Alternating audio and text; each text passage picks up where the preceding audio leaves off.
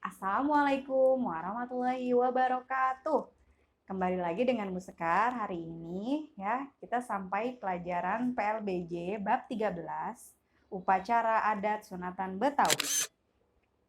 Upacara adat sunatan berarti sama dengan sunnah dalam bahasa Arab. Dalam agama Islam, bila anak lelaki akil balik harus segera dihitan atau disunat. Dalam tradisi Betawi, sunat diartikan sebagai proses pembeda. Maksudnya, seorang anak laki-laki yang sudah disunat berarti sudah memasuki dunia akil balik. Karena sudah akil balik, maka dia dituntut atau seharusnya sudah mampu membedakan antara dunia anak-anak dan dunia dewasa. Ia sudah selayaknya mampu menjaga diri dari perbuatan-perbuatan yang melanggar ajaran agama dan adat kesopanan di masyarakat. Baik, Ibu akan membacakan cerita tentang Amri. Liburan semester pertama, keluarga Amri merencanakan hitanan atau sunat adiknya yang duduk di kelas 3 SD. Ayah dan ibunya sibuk mempersiapkan acaranya karena akan menyajikan upacara adat hitanan Betawi. Dalam adat Betawi, sunatan berarti sama dengan sunnah dalam bahasa Arab.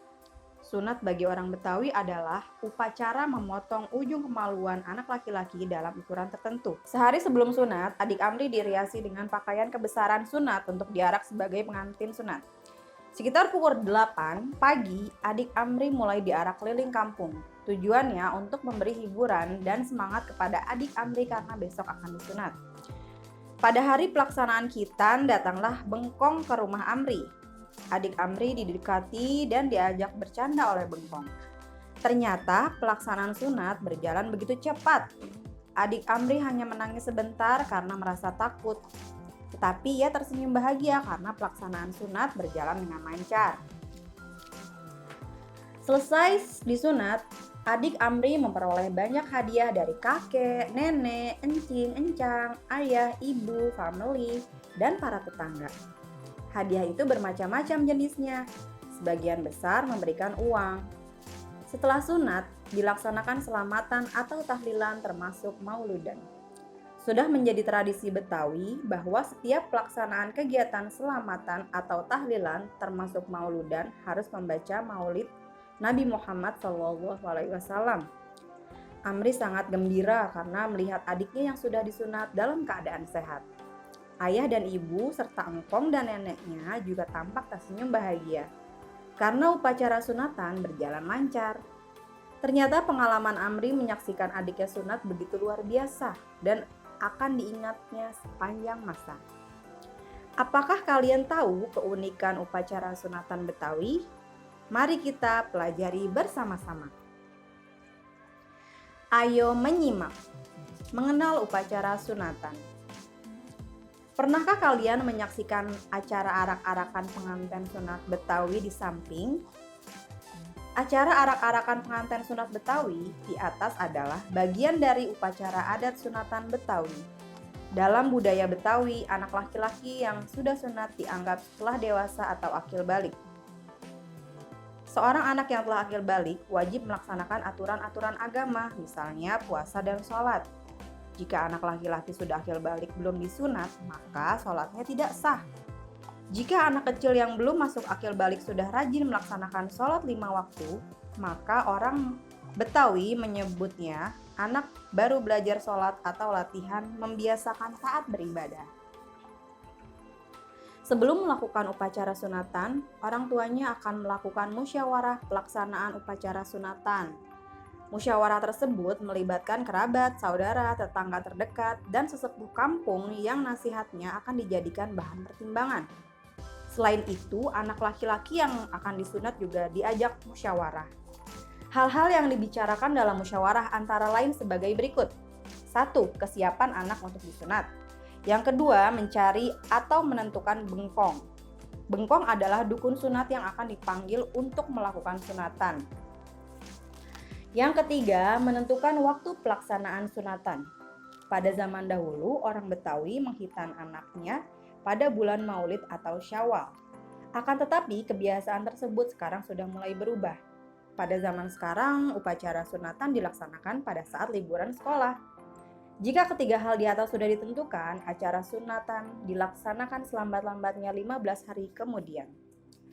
Baik, selanjutnya kita akan ke nomor 2, pelaksanaan upacara adat sunatan. Dalam adat Betawi, pelaksanaan upacara adat sunatan terbagi menjadi 2 tahap. Kedua tahap tersebut adalah acara arak-arakan keliling kampung dan acara pelaksanaan sunatan. Yang A, arak-arakan keliling kampung. Sehari sebelum hari pelaksanaan sunatan, si anak yang akan disunat dirias seperti pengantin Betawi. Pakaian tersebut terdiri atas jubah, baju gamis, selempang sebagai tanda kebesaran, alpi atau tutup kepala khas surban haji, dan alas kaki berupa terompah. Pagi-pagi si anak atau pengantin sunat mulai diarak keliling kampung. Tujuannya untuk memberi hiburan atau memberi kegembiraan serta semangat kepada si anak bahwa besok dia akan dapat pengalaman baru, yaitu pengalaman sunat. Pelengkap dan pendukung acara pada kegiatan prosesi ngarak pengantin sunat adalah pakaian pengantin sunat lengkap antara lain jubah atau jube, yang kedua gamis, ya.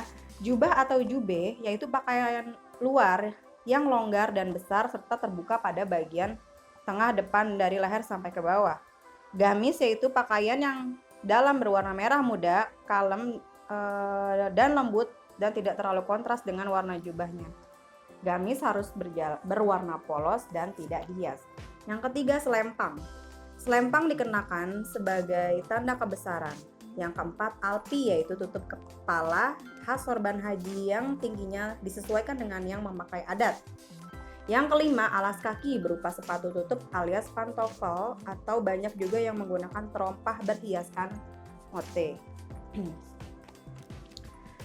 Ayo berkarya, buatlah clipping tentang pakaian adat sunatan Betawi secara berkelompok. Kalian bisa mencari informasi di internet, di perpustakaan, atau bertanya kepada orang tuamu. Uraikan hasil tugasmu di depan kamera ya.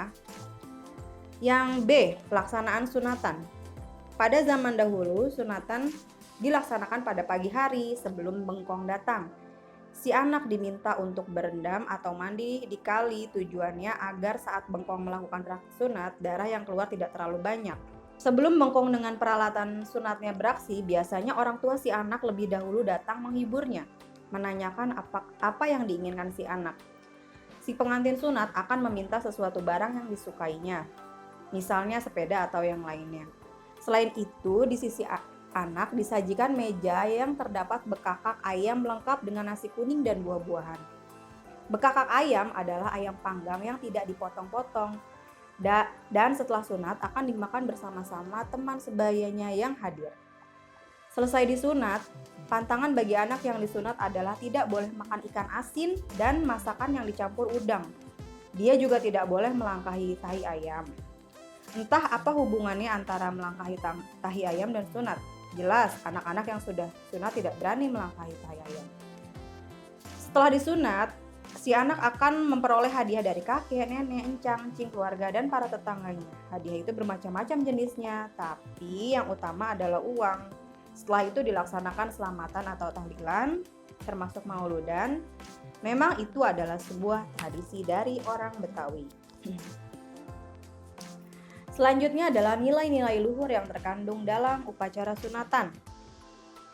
Upacara adat sunatan merupakan salah satu upacara yang dilaksanakan oleh orang tua sebagai wujud rasa syukur terhadap Tuhan Yang Maha Esa.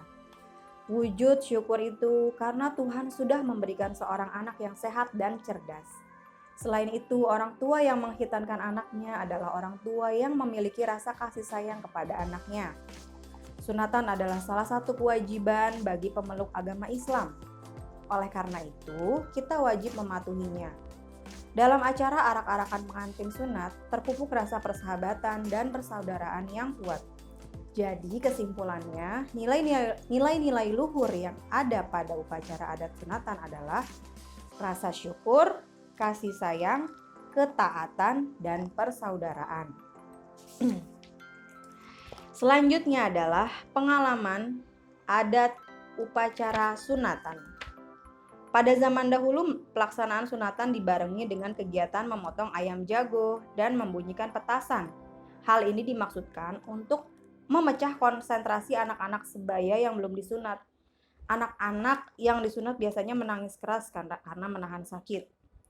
Tapi itu dulu ya. Kalau zaman sekarang itu banyak sunat yang sudah menggunakan laser, jadi rasa sakitnya tidak begitu terasa seperti zaman dahulu. Jadi anak-anak tidak usah takut ya. Suara ayam yang dipotong dan bunyi petasan dimaksudkan untuk mengimbangi suara tangisan itu agar tidak terlalu terdengar oleh anak-anak lain. Dengan demikian, anak-anak yang datang dan belum disunat tidak akan takut disunat. Selain itu, suara petasan berfungsi sebagai kabar kepada tetangga bahwa pelaksanaan sunatan sudah selesai. Setelah selesai disunat, si anak akan memperoleh hadiah dari para saudara dan tetangganya. Hadiah itu terutama berwujud uang. Setelah itu dilaksanakan selamatan. Hidangan utama sunatan biasanya nasi kuning yang terbuat dari beras ketan, semur daging, acar kuning, serundeng, bawang goreng, dan emping melinjo. Semua yang datang akan makan bersama sebagai rasa syukur. Baik, Bu Sekar akan membacakan rangkuman. Ya, di akhir sesi Bu Sekar akan selalu membacakan rangkuman dari materi Bu Sekar hari ini. Yang pertama, sunat hukumnya wajib bagi anak laki-laki muslim. Yang kedua, pada masa lalu sunat bisa dilakukan oleh seorang bengkong. Yang ketiga, bengkong adalah orang yang bisa menyunat. Yang keempat, anak Betawi sebelum disunat biasanya diarak keliling kampung menggunakan pakaian pengantin sunat. Yang kelima, pakaian pengantin sunat terdiri atas jubah, baju gamis, selempang sebagai tanda kebesaran, alpi atau tutup kepala khas surban haji, dan alas kaki berupa terompah. 6. Pada zaman dahulu, pelaksanaan sunat dibarengi dengan kegiatan memotong ayam jago dan membunyikan petasan. 7. Upacara adat sunatan merupakan salah satu upacara yang dilaksanakan oleh orang tua sebagai wujud rasa syukur kepada Tuhan Yang Maha Esa. Yang kedelapan, anak yang disunat biasanya menangis keras karena menahan sakit. Suara ayam yang dipotong dan bunyi petasan dimaksudkan untuk mengimbangi suara tangisan itu agar tidak terlalu terdengar oleh anak-anak yang lain, sehingga tidak menimbulkan rasa takut bagi anak-anak lain yang belum disunat. Baiklah. Terakhir Bu Sekar akan memberikan 5 pertanyaan saya. Jawablah soal-soal di bawah ini dengan jawaban yang tepat. Yang pertama, mengapa anak laki-laki harus disunat? Yang kedua, mengapa arak-arakan pengantin sunat dilakukan sebelum sunat? Yang ketiga, pakaian apa yang dipakai oleh pengantin sunat? Yang keempat, apa jenis hiburan yang biasa disajikan pada acara sunatan? Yang kelima, sebutkan nilai-nilai luhur yang terkandung dalam upacara adat sunatan. Baik, itu saja materi hari ini yang Bu Sekar sampaikan. Terima kasih anak-anak sudah menyimak materi hari ini dengan baik. Terima kasih juga yang sudah menyimak dari awal sampai dengan akhir. Bu Sekar sangat menghargai jika kalian selalu menyelesaikan apa yang telah kalian kerjakan sampai akhir. Terima kasih sudah menyaksikan video Bu Sekar. Jangan lupa like, subscribe, and comment, and share ya, dan nyalakan loncengnya agar kalian selalu dapat notifikasi dari Ibu. Untuk murid-murid Ibu, jika sudah nonton dan menyimak, tolong kalian absen di kolom komentar nama kelas dan nomor absen kalian masing-masing. Kenapa Bu Sekar selalu menekankan jika kalian menonton video dari awal sampai akhir, kenapa harus like, kenapa harus komen, subscribe gitu ya, and share. Itu adalah salah satu ibadah kalian. Kenapa? Ibadah kalian itu adalah kalian Ibu ajarkan untuk selalu menghargai setiap karya orang. Seandainya karya orang lain itu bagus atau bermanfaat, kalian harus menghargai karya orang tersebut. Dan kalau kalian men-share, itu tandanya kalian sudah meluaskan manfaat, insya Allah ya. Jadi Bu Sekar juga berharap dengan komen kalian juga lebih memberikan masukan dan pendapat kalian ke ibu ya, karena ibu juga tentunya masih banyak kekurangan gitu, atau mungkin kesalahan yang kalian tanpa sengaja mendapatkan itu. Dan itu berfungsi komen kalian, pendapat kalian yang bersifat membangun, kritikan kalian yang bersifat membangun, itu bisa membuat Bu Sekar lebih baik ke depannya dalam memberikan materi, dalam menyampaikan ilmu. Amin, insya Allah ya. Akhirul kata, Bu Sekar mau mengucapkan mohon maaf atas segala kekurangan dan khilafan. Yang benar datangnya dari Allah dan yang salah dari Ibu Sekar yang bertugas. Terima kasih. Wassalamualaikum warahmatullahi wabarakatuh.